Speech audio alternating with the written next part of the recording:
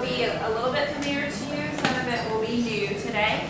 And I want this to be an interactive session. That's why I brought you in this room, so we can interact a little bit more. Hopefully this is helpful, a better venue for you guys. So we're going to talk about classical composition in K-6. And a little bit later today, I'll have a session for 7 through 12. It's a bit different because the way that we operate with composition is a little bit different functionally at that level. So yesterday in the math session, I talked to you about the fact that math is an area of challenge for a lot of families, and composition seems to be, those two pieces seem to be the biggest area. So getting the information and what you want from the student is something that takes a lot of finesse and wisdom and good feedback for the particular student that you're working with. Thankfully, they have you sort of one-on-one, or maybe you have 4 little kids at home and they have you sort of 4-to-1, but that's better than 20-to-1 when we're talking about learning writing skills. So first of all, just our profile of a graduate. Hopefully you guys are taking this in and understanding. We want our students to have Christ-centered relationships, and we want them to be effective communicators and critical thinkers. And definitely effective communicators and critical thinkers, those two pieces are essential to writing and writing well, composing. So just want to talk to you about the classical education philosophy. If you guys don't know what that is, I have books and resources that I can send you to. There are a lot of classical education websites that are helpful. But I want to talk about these 3 pieces: truth, beauty, and goodness. Those are basically foundational pieces of classical education. And what do those mean? Truth, beauty, and goodness. Anybody tell me? Why would I talk about this when I'm talking about composing? Composition. Truth, beauty, goodness. Anybody brave? Has anybody heard these notions, these ideas? Yes? They're applicable to when we look at the Creator.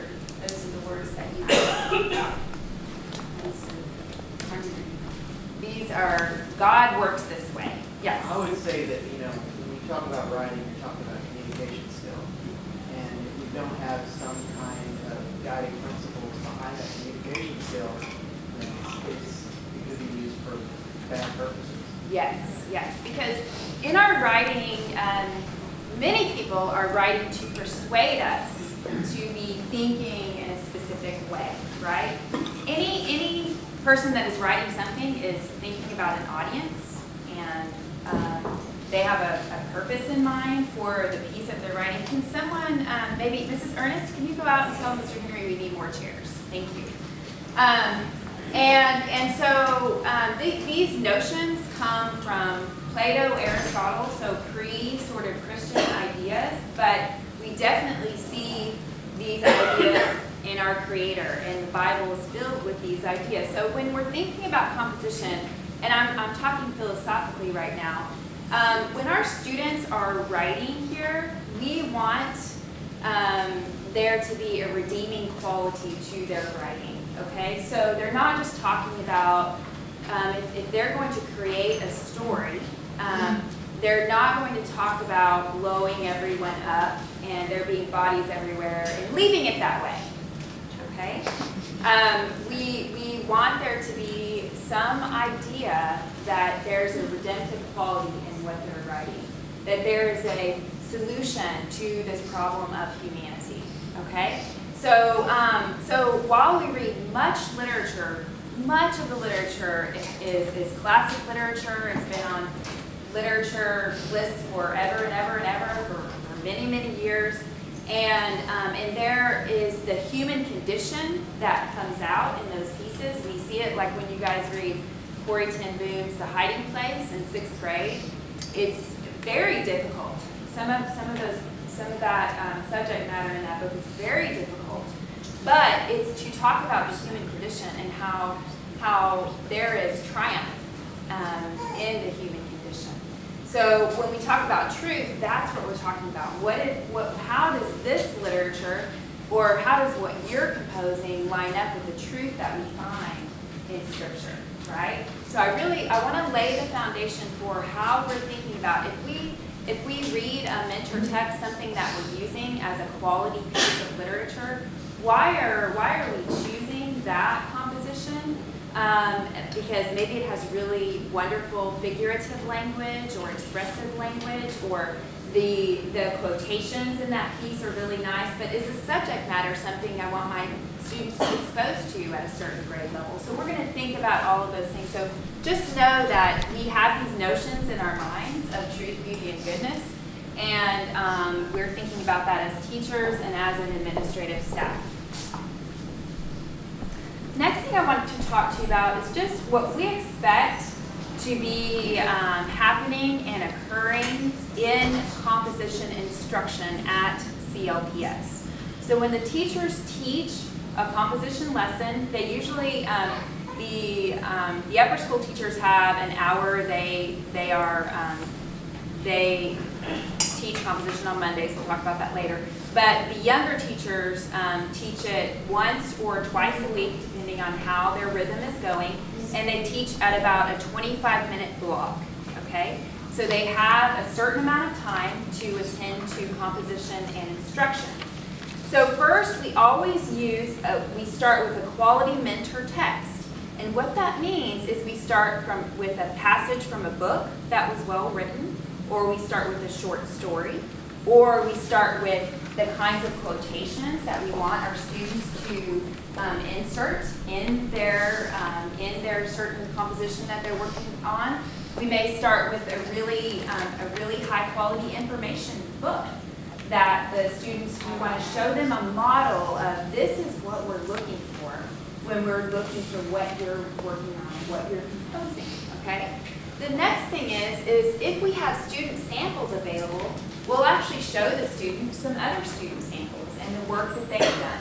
So we want to make sure that we're giving them an idea, what can a third grader write when they argue their point, right? What can a third grader really do? And why is this a good example of what the student can do? The next thing we want to do is we always want to, as much as possible, connect literature to composition. So whatever we're reading in our classic literature list in the class, we're going to always try to show them good examples from the actual literature that they're reading. So we're always developing this part more and more. The next thing is that the little students, I'm going to, hopefully if we have time, I'll go through a quick lesson for you guys and show you what it looks like. But we always want to have the key objectives listed for the day. So what am I trying to teach you students in composition today? Well, I'm going to teach you how to describe a character really well. Or I'm going to teach you how to insert a quote from another source today. So the student explicitly knows what they're learning for composition that day. It's just not some random thing in the sky out there, but we as teachers, we've told the student, this is what you are learning, okay? The next thing is that the students always will have practice under teacher supervision. Let me explain that to you. So you guys will receive a binder, a 3-ring binder. In that binder, I think I talked about it in a little bit, the students are actively working on pieces in the class that the teacher has assigned. And so the teacher can come around and attend to the work they're doing, or if the satellite day prior, they had an assignment, okay, brainstorm 3 ideas about specific memories you have of people in your life, because that's going to start your story. The teacher will be able to attend to their ideas and say, oh, this idea might be good about a special story that you have, but these 2 ideas aren't going to be helpful because you won't be able to go very far with these in a story that you're creating. Okay, so student practice under teacher supervision. The next piece is that teachers will offer detailed feedback during the process.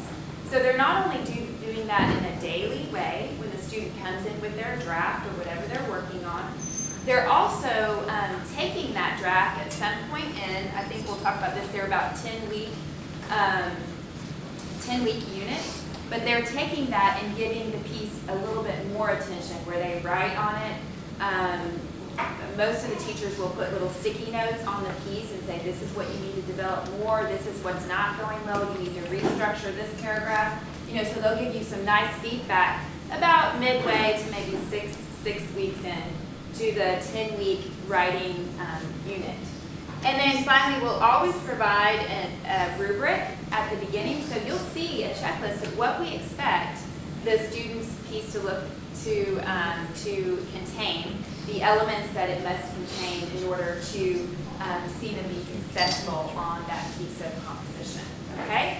And then MLA format, that just applies to grade 6. I'll talk about that in just a few more minutes. Does anybody know what that means, MLA format? It's a citation, it's a way to cite in the paper, and we'll talk a little bit more about that, okay? So this is what we're expecting, this is how we're planning as teachers. We have 3 units that we move through in K through 6 writing. A narrative, so our students will develop a story, right? So the story or account of events, experiences, or the like, whether true or fictitious. Some of the classes always start with a memory. Some of them actually get to go into fantasy and other things. It depends on what grade level they're in. So they can make a really beautiful, creative story. So narrative is one of the 3. The next one is opinion. So persuasive writing, where the author presents his or her opinion and tries to convince the reader to agree. So they'll do some mentor ones. One of the grade levels does, chocolate milk or white milk, why is it better? They do it as a class, and then they develop out something else as individual students persuading an audience on some certain topic. Okay, so that's opinion. So we have narrative, opinion. You can see that this one is more of a nonfiction piece all the time, right? And then the other one is more of a fictional. They can build that out a little bit more. And then the next one is information. So this would be where they research. So I want to just encourage you guys, as you're going through the research process, if your students will be reading stuff from the library. A lot of us, quickly go to the internet for research kinds of things. And what I would say is, if you can take some trips to the library, do some stuff with real books, and try to minimize the technology. You guys were in the technology discussion yesterday, correct? Most of you. And we, at the K through 6 level, we want to limit as much time as possible on the computer and just get them really working with paper and that kind of thing. I hope you're not getting a mixed message. We want to use technology to support what we're doing, but we also want to be thoughtful, mindful about how much, how often. Okay, so if you have books at home, if you have old-fashioned encyclopedias, I don't even know if these kids know what that is, but get it out and go for it. Go to the Southwest Regional Library, the Wedgwood Library, wherever you are, and get books about things and let them do that. But when you do, please write down the title and the author of the book, right? Just start making that practice in your life. If you're getting information from somewhere, make it a practice at home that you guys just have. This is our research little page. And you're just keeping it. I'm not talking about formatting pretty. I'm not talking about getting all the copyright date and all that stuff, unless your teacher is requiring that. I'm just saying, give credit to the author or to the place where you got the information, okay? So your research writing used to inform or explain something to an audience. So basically this is going to be, all about steam engines, right? This book is going to end up being this way, this information book. So they're going to research a little bit. Some little kids know everything about, dinosaurs or something. And so they don't always have to go to a bunch of resources, but most of the time the teachers will direct you somewhere, okay? So just the primary format is these 3 10-week units. So you can see, if you think about the semesters, you're going to have one 10-week unit, and then you're going to have the one in the middle is going to be split between fall and spring. And your teacher will really carefully explain how that works and how that's going to go for you. And then you'll have a third one this spring semester.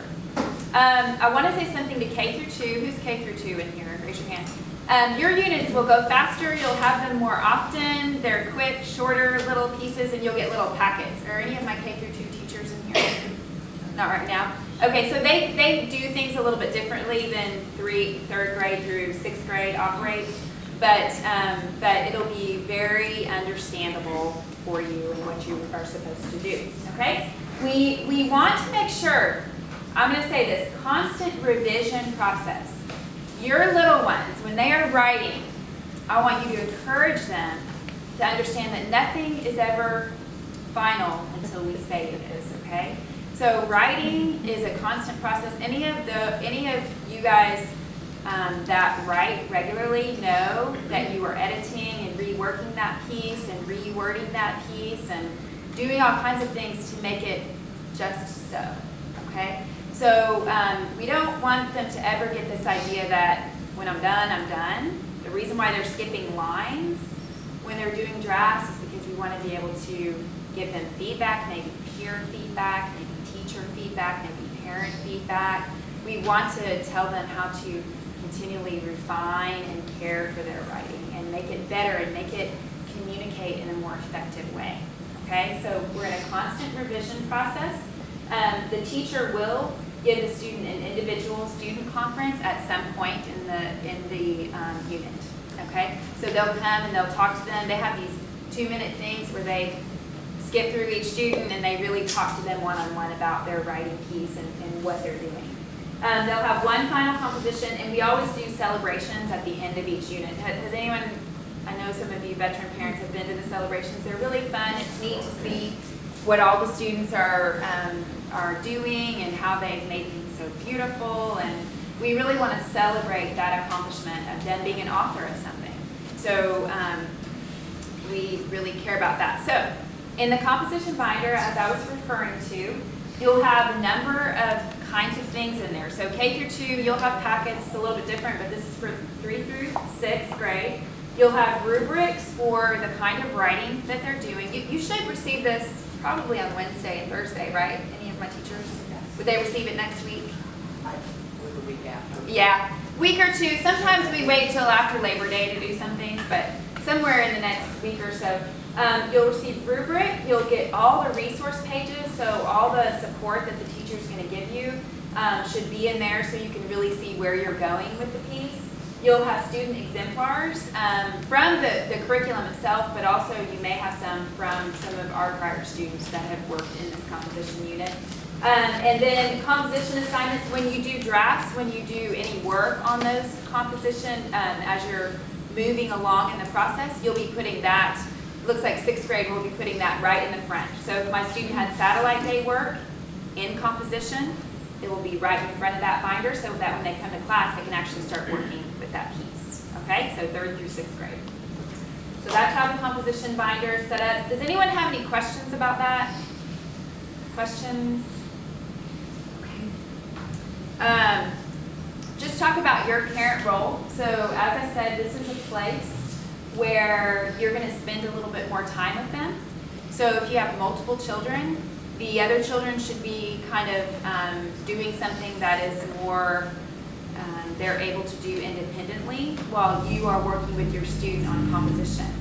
If your kids are in 2 different grade levels, they're all starting with narrative, so they're starting with story writing. Their assignments may be close and you may be able to talk to them together. Did that work for anybody last year, or were they always doing something really different? With multiple kids? Anyone? Anything like that? My 2 big kids, like It kind of aligned a little bit, yeah. So definitely, if you can handle composition with 2 kids at a time, that's great. You can get them going.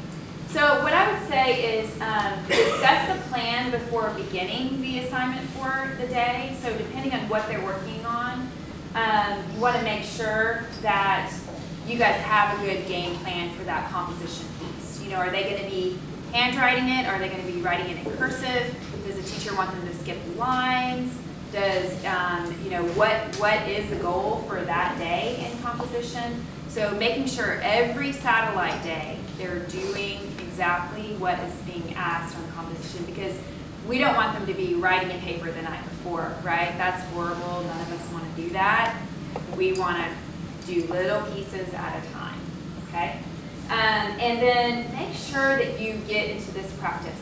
Have them read their composition aloud to you, because you want them to begin to hear, does this sentence make sense? Oh, Mom, I was trying to say this, or I was trying to say that. Well, let's talk about how you can say that a little bit more, okay? In a better way, or in a way that makes more sense. The next piece, just as you move through the process, you don't want to just leave everything for the end, right? You want to start helping them improve their punctuation.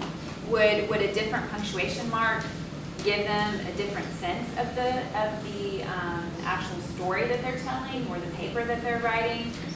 Make sure they're considering grammar. Is there subject-verb agreement? Make sure that they're attending to spelling. Now, I'll give you a little commercial. K through first, they'll talk about spelling. Sometimes they want them to get things out on paper, and then we'll start refining that sort of as we go along. So we want to be careful with that. We don't want to crush their spirits because they have to respell, 10 words. It's too much for a first grader, okay? So try to help them to start recognizing. What I like to do is, I see one word spelled wrong. Can you figure out what that might be?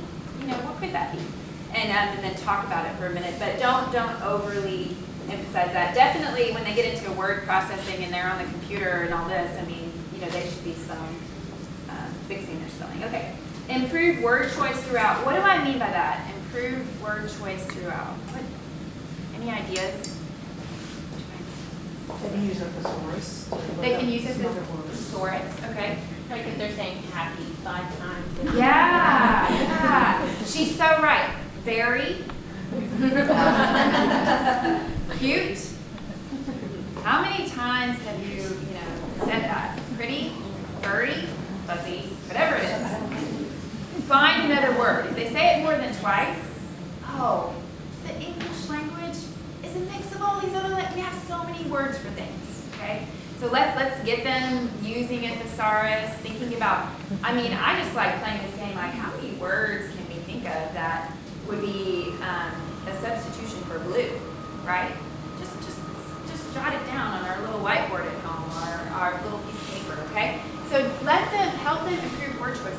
Verbs, they say run, or like walked, or whatever. Let's try something really great, wonderful, sauntered, through the forest into the. So help them improve word choice, okay? Yeah. If you are doing that, does it look like the parent, if it's like sauntered, is it like, the parent basically wrote it? Sometimes. Is that like Listen, what you want is, what can your student do on their own? Kind of let them just throw it all out there really raw. And then as you go along, just help them attend. the teacher's not gonna be like, It's a little part. Well, the teachers always ask the question, well, what's her name in 4th grade always does all the work for all her kids. They know that. So that's not good.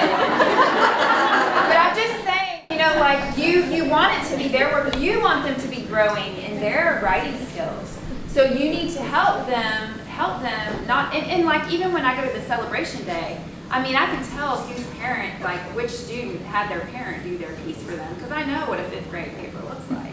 And it's not that. So really, I'm not trying to be mean, but I don't want you to do it for them. I want them to do it, but when you start to help them, attend to 1 or 2 sentences at a time. Help them develop those out a little bit more, and help them in a way where you don't write the sentence for them. You're guiding them, okay? You're guiding them. You're asking them about their sentence. Like, something about this doesn't make sense. Oh, maybe I need to put that prepositional phrase over there instead of here, right? And they know what that is because they're working surely English, and so you can use those words. This adverb is misplaced. It shouldn't be there. What is it really describing? Or what is it? How often? How count. What is the adverb one? Anyway, you need to use Shirley grammar in that language to teach your children how to work on the language in their composition. Okay, and then word process as soon as possible. We have two word processing programs that are free online that we use like in the computer classes. I think one is keyboarding.com, the other one is typing.com. I would say not before. Mrs. Vitale has a company, I think something too. So, but you want them to word process, and the ones that are online, they're fun because they have little games and stuff like that. I would say not in second grade. But third grade and up, if they can start getting some skill in that, it's going to help them because they're going to word process everything in their life. I mean, my mother-in-law writes me nice handwritten letters, and I sometimes give her some too. But and I love her. But I send her emails, okay? So, and we talk on the phone. But what I'm saying is they're going to word process everything, right? So you want to make sure that they can do it as early as possible just to give them that skill. I mean, you're blessing them when they learn the home keys, okay? Yes. In first grade, Samuel had you could sit there and you build your own word wall. So it had Yeah. Do they build on that as you have your own thesaurus, your own dictionary, or your own does it build on any of that or? Because you said you brainstorm, we could brainstorm happy and then they get Oh yeah, you have those resources at home for sure. Okay. I would make all kinds of synonyms, antonym charts. Okay. I would have stuff in your rooms ready to go. I have in my office, that's where I work with Emma. I mean, I have little whiteboards and all of those things, and so we brainstorm stuff on those. We have a little magnetic board in there. So make your space helpful to them and leave that stuff up if it's possible. Because then they could just go to it and see all of that stuff. So, and the beautiful, I mean, it's so wonderful when you see the students start to express themselves with words. And they can get really into it and get really excited about it. So make it enjoyable. Don't make it drudgery, okay? Really encourage, build great things around this time if you can. But then being able to do this is really going to help you. I mean, our son has a problem of shaking, fine motor skills. Now he's 25, but he had to learn how to word process really early because his fine motor skills were just he had trouble, and he still shakes today. So, just word process as soon as you can. It'll help you with a lot of subjects here. I mean, later. I'm just looking down the road. It's not, you don't want them to do every lesson in this. I'm just saying when we're talking about composition, because they're going to be refining it, and it will help them mentally just to know, oh, I have it on there. I can just copy, paste, move some things around. So third grade, fourth grade, start giving them these skills. Then they'll have them. They'll be good to go. Any other questions on word processing, things like that? Okay. So I want to say that in grade 6, so is Mrs. Lewis here today? No? Okay. So grade 6, she teaches English language arts. They do a formal written paper, and because we use MLA format, I'm just going to show you on the parent website. So if you go to CLPS Family, under Parent Training, where you guys have gone this week, at the very bottom, keep going. All right, here. I made these digital modules. This is my voice talking to you. Really kind of embarrassing. But here they are. It shows you how to do MLA formatting in Google Docs and MLA formatting in Word. You never, ever, I'm going to tell you this, and you're going to think I've given you the best Christmas present ever. You do not have to format anything in a bibliography or a works cited page. These systems do it for you. You should never have to be, last name, what do I need copyright next? What do I need website next? What do I need? All that business is automated now, right? Raise your hand if you know. It is automated, okay? If you've been in college in the last 5 years, you know you don't have to make a works cited page. You don't have to insert a citation and type it in. You just insert. Yeah, that's what I'm saying.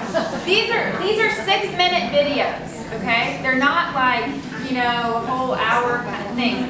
So what I'm saying, and they have 100 million of these with Word. If you have Pages, similar thing on the Mac, I would say all of our students have to submit from Word or Google Docs, so stop using Pages. Okay?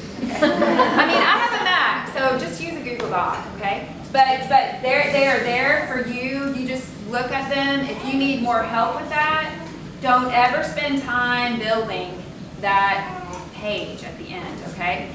Because the word processing things do it for you, all right? And they do it right, okay? So if there's a new edition for MLA, like the 8th edition, the 12th edition, you just select 12th edition, and it just beautifully formats it for you. So yeah, I mean, thinking about my dissertation, I'm like, how many pages? How many pages of references? If I had to have typed all of that in, it would have driven me crazy. Okay. So, any questions on MLA stuff? So the younger ones, don't worry too much about that. Make sure you're recording your resources, but here it is for you. And I think the 6th grade, who is 6th grade in here? When you get there, it's more at the end of the year, so don't become overly stressed about it, okay? Mrs. Lewis will walk you very carefully through that system. Okay, and then we're going to move into now, we'll have about 10 minutes. I'm going to move through an actual mock lesson for you, and kind of how the teacher is moving through in the class and teaching the students, so you get an idea. If you ever need to come and sit and watch the teacher offer a composition lesson, just talk with them. Feel free to come in there and sit and understand what they're doing. Because remember, you have them 3 days a week.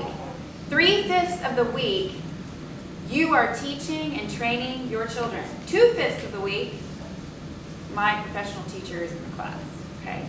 So you have to do these things, right? You're going to be working at home with them, caring for them. But the teacher is really going to try to do their very best to care for them.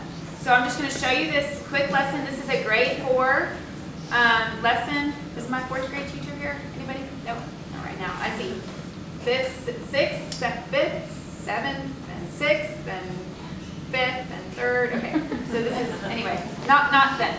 But this is one lesson from, this is about chapter conclusions, okay? So students, today our objective is to teach you how to write a proper conclusion to your information book, all right? And so what we're going to do is we're first going to give them kind of these, this is what should be in a conclusion, right? So the first slide here is we're going to connect to our beginning, the beginning of our chapter, right? We're going to go back to the beginning and kind of make a connection. This is about lemurs, because a few years ago, Emma was really interested in lemurs. So now you can see that lemurs are fascinating because they have many characteristics in common with humans. Okay, so I'm giving the students an example of what does a connecting back to the beginning of the information book look like, right? Next one. Write a sneak peek. Okay, I guess we're just ending a chapter, so we have another kind of thing happening. Write a sneak peek about what the next chapter or event might be about, all right? So if lemurs are like humans, do they eat what we eat? So what do you think I'm kind of introducing? I'm kind of telling them what's going to happen next. So I'm going to tell about what? Their diet. The lemur's diet, right? Yeah. So that's 2. So first, they were connecting to the first part of the chapter. Second, they're giving me a little foreshadowing about what's going to happen next, right? Next thing, explain why this information matters. Why do I, as a reader, need to know about this? Lemurs are able to find and use tools like humans do. Okay, so maybe I'm going to talk about that. I don't know why is this, because they're able to find and use tools like humans do. Okay, well they're connecting them back to their, I guess, premise about lemurs being like humans. All right. The next one is leave the readers with something to think about. What can we learn from lemur behavior? Okay, so I'm trying to give concrete examples to what I expect to be in a concluding paragraph in a chapter. All right? Concrete examples to the students. Can they hang their hat on it? This is also modeling those essential elements that I talked to you about. So they would probably have the concluding chapter at their desk, the whole thing, and then we would break it down this way, okay? The next thing is, I'm just going to show them a list. I have to connect to the beginning of the chapter so they know it's not like ethereal about what they need to have in their concluding paragraph, right? It's there, very concrete for them because they're little. They need concrete information. So connect to the beginning of the chapter, write a sneak peek, explain why this information matters, and leave the readers with something to think about. I want all of those pieces, all of you fourth graders, in your concluding paragraphs for your chapter. Next, what I said is we're going to model with the class, all right? So we're actually going to go to the whiteboards, or some of them are using the screen.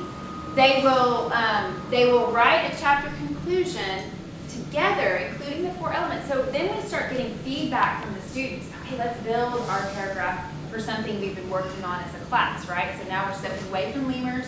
We're moving something into a concrete example where I'm modeling for them what they need to be doing, okay? And so we build it as a class together.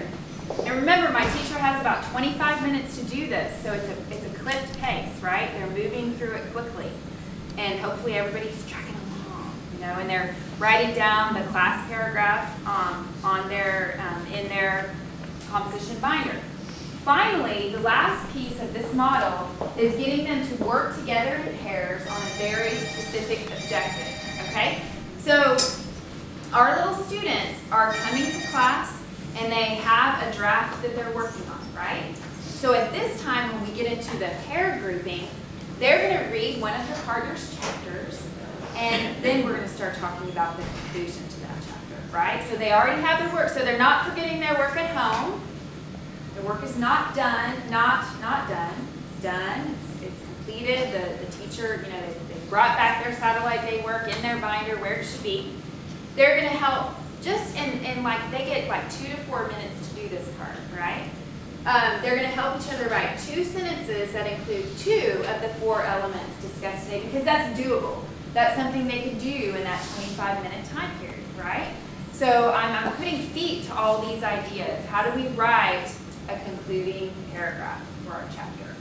So that's what the teacher will do. They'll have them in pairs, and then the teacher may, I'm not sure if I have it on here, the assignment. You're going to write at least 1 chapter conclusion, including those 4 elements. So that will be the satellite day assignment. You see how it's connecting to what they've done in the class. It's a really nice thing. And what your little guys will do is they'll come home, I don't know what she did. What? I've never heard of that before. I don't know. But this is what they did. Okay? So they did all of this. The child has no clue about what they did. I don't know. But and then some little girl that's just conscientious that knows everything is going to have it all taken care of. Mom, you don't even need to help me. Okay? So you're gonna, if you have more than 1 child, you're probably gonna have some of both. Okay? So that, does everybody get kind of the cycle, the way, because you as parents want them to learn all of their other English skills also, their grammar skills, and they're in literature circles and loving the piece of literature that they're reading, and if they're littler, they're working on phonics and their sounds, and we only have 1 hour and 25 minutes for English, right? 2 days a week, 2/5 of the week, you have them 3/5. So this is happening quickly, but your students should have the information they need in their composition binders, okay? So I think that is it on that. And what we can do, questions. And I'm before my timer went off, so yes? Regarding what you were just showing us, in the first grade composition, a lot of times the lesson sheets that were sent home it wasn't always clear what they had learned in the previous class. Because you're having packets yes. in first grade, okay. And so sometimes that was a struggle, like my son would say, I don't know what you're talking about. And then eventually he would finally be like, yeah, we did do that, but I have to really fish it out. So yeah, I mean, I would think without getting into the sort of fishing it out, I might just text your friend that's in that class and say, hey, or immediately text the teacher and say, this isn't clear, okay. What can I get from you? you guys may have started, there may be some Facebook grade level pages that are started. I'm gonna say something about that. We're gonna let those go for a little bit this year, and as a teaching team, we're gonna reevaluate those Facebook pages because you guys need to use decorum on those pages. You need to be kind, considerate, thoughtful. You're whatever you do on your own personal Facebook page, I don't even get on it, so I don't know. I don't want to know. But what I'm saying is, you need to show respect to the teacher. You need to always be asking the teacher. You need to defer and be kind to each other. I mean, I'm just talking about proper manners, Christ-like attitudes, you know, those kind of things. You need to. That's how you need to operate in Facebook. So pretend I'm checking it every day, all day long. Okay. Or somebody that you care about is checking it every day and all day long. Or your employer is checking it, whatever you want to say. But we came up with, as a team, a teaching team, four little rules for Facebook. So I will post them on those class pages. But if those aren't managed like super well, we might shut them down. So they're sort of let's try them out. Let's see if you're able to work them well and they're helpful. I want them to be helpful, beneficial, you know, in all of those things. You're not texting your teacher, you know, that's not okay. We don't text our teachers, we email the teachers. But you know, texting your friends, asking them, I wouldn't spend a lot of like emotional energy trying to figure out what the little kid did, because they don't know. I mean, they pretty much wanted to climb the tree. Seesaw app. So if that's what they're wanting to do in K through 2, using that Seesaw app, and I haven't seen the whole thing, I okayed them to try it and stuff. But I want you to know we're having She takes pictures of their work. perfect. You guys are gonna see, yeah, and it's gonna. So we are improving communication all the time. So what I would say, if there's anything that will help you guys to support you at home in your composition, because like I said, I mean, this is a challenging moment. We don't want to have tears because they've written 4 of their pages and their hands are dead, Mom, and you know, whatever, they can't do anymore. You know, you want to make it a good time where you're gonna be thinking about your thinking and you're writing it down. Okay? So that's good. I'm glad you asked the question. Yes, ma'am. So we're family in 3rd grade. Okay. So all of these steps are coming in the composition book. So you'll have, when I talk about the binder, you'll have a resource binder, and you should have support for all of these pieces. Yeah, it should be. It's pretty well laid out. I mean, this is the 4th year that we've used this curriculum, so it's been developed out pretty well. But if you are hazy on a little bit of anything, just send a note to the teacher, and they can probably help you. They don't always make presentations like I had, because not all of them are, you know, like the technology gurus or anything. But I mean, I do things that way because it makes sense to me. But they have good lesson plans too, and so if they need to share any of that. Okay? Anything else on composition? Yes? I have a question about whenever your kids, when they write a paragraph into those 3 sentences, how are there creative ways to get them to dig deeper when you're kind of having a hard day? Yeah. So you need 5 or 6 sentences, and they gave you 3, which is like, that is a very typical thing to do. So you. And that's with the communication with the teacher. Yes. And you can tell. I mean, like, I know that Mrs. Smith, I saw her notes back and forth to you guys, and you put stickies on it in 1st grade. She understands a day at home, okay? so just don't, you know, if you get an hour and a half for English on your days at home, am I saying that right? Yes. Or is it 2 hours? Okay, an hour and a half. If you are going 5-10 minutes past that composition allotment, you are doing too much, and you are spending too much emotional energy in that space. Okay? Think about those time frames and give it that much attention, but give it good attention. They're not like playing dominoes while they're doing composition, right? You're giving them the attention they need, okay? Okay, what else? We have 5 minutes. I mean, is it lunchtime after this? Okay, so we have a few minutes. I'm happy to stay and hang around. Any other good questions that would help the group, though? Yes? Well, I would just say that, you know, last year I kind of came to a realization, you know, in correcting my daughter's work, is that the teacher was going in a different direction than I was. Okay. And that we have Ms. Campbell, and she's awesome. But what she was trying to get my daughter to do was be more creative. and be more, and use more words and things like that. I found myself pulling back from that, going a totally different direction. Okay. This has to be right. You know, this has to you gotta have your punctuation right, you gotta have words that sound good together and all this other stuff. And I found myself, and it was almost like I was writing her paper for her. I was like, Yeah, hey, no, I had no. to step back from that and let her do what she needed to do. Right, right. And that was really hard for me until I Yeah. figured out, you know, what to teach. I kind of step back and said, what is she trying to get her to do? Is this right? Yeah. And it was like, no, this. Is needs it to a be second grade upward. paper? Is it a fifth grade paper? Right. It's not a 25 plus paper. Right. 25 years old plus, Yeah. right, or whatever we are in here. But you know, it is their paper, so you need to keep that in mind. And just meet the requirements, you guys. If you meet the expectation, you're going to be okay. Your students are going to be learning, right? It's appropriate for their grade level. Okay. All right, you guys are dismissed unless you have more questions.